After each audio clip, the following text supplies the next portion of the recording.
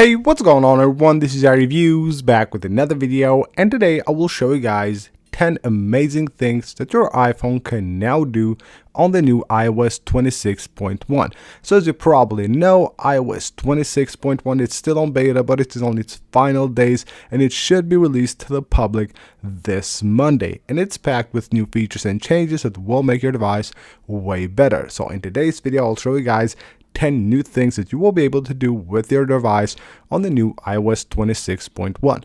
Now before we get into all that, I just want to ask you guys for a really quick favor. Most of you guys that watch my videos are currently not subscribed to the channel, so if you enjoy the videos and you want to see more iOS 26.1 videos, hit that subscribe button. It really helps the channel a lot.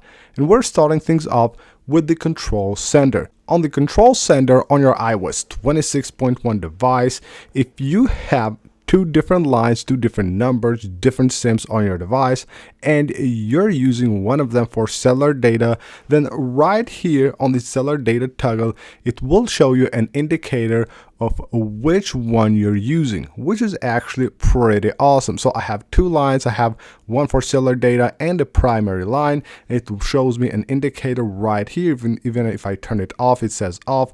Once I turn cellular data on, it shows me right there that I'm using the cellular data line, which is super useful. Now another thing you can do with this on iOS 26 is that you can actually switch the lines or the numbers that you're using for your cellular data directly from here. Just like you would do with your Wi-Fi connection or with your Bluetooth, you can now actually do that for your cellular data. So just tap and hold.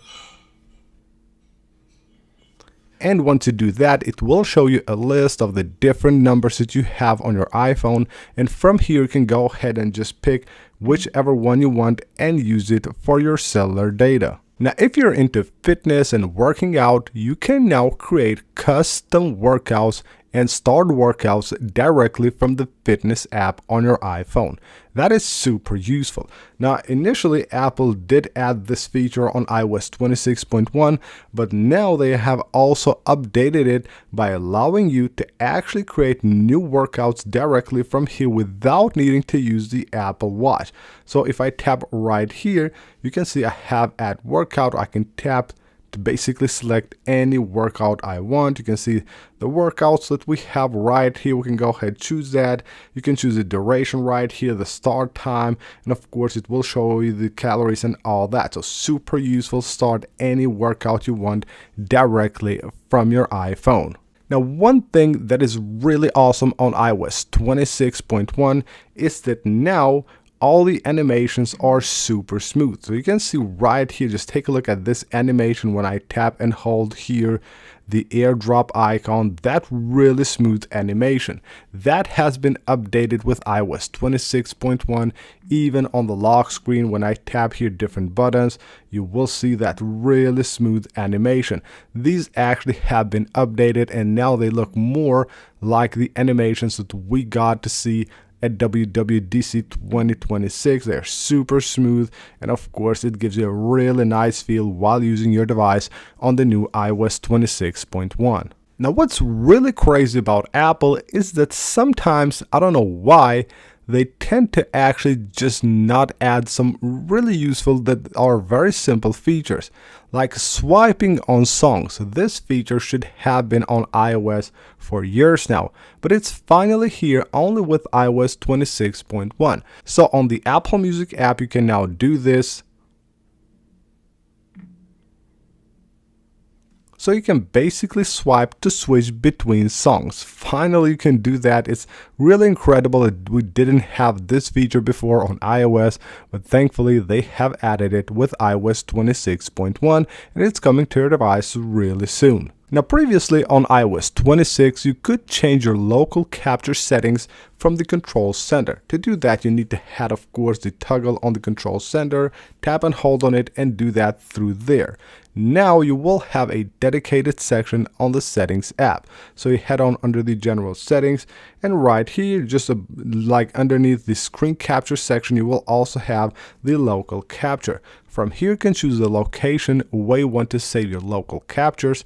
And if you don't want video, you just want audio only, then you can go ahead and just turn this on right here.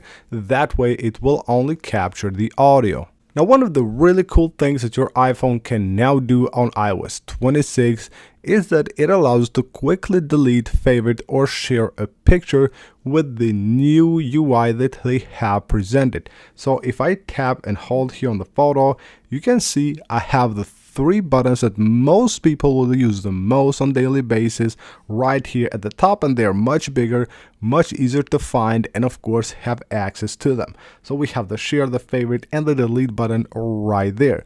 Previously it was just a list. Now these buttons used to be on this list right here.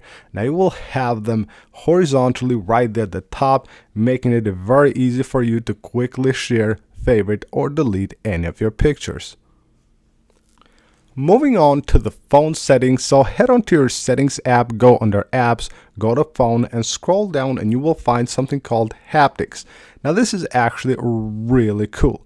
Now it is a feature that will basically give you a haptic feedback when a call is connected or dropped. Now that is very useful. Now sometimes we find ourselves like dialing a number and then we take away our sight from the phone actually and waiting for the call to connect, and this will give you a haptic feedback once the call is connected or dropped. And now with iOS 26.1 you will be able to enable it or disable it from here, so you will have a dedicated switch here to use that feature or not. So if you don't like it, now you can go ahead and disable it from here. Now here's another great thing that you will be able to do with iOS 26.1.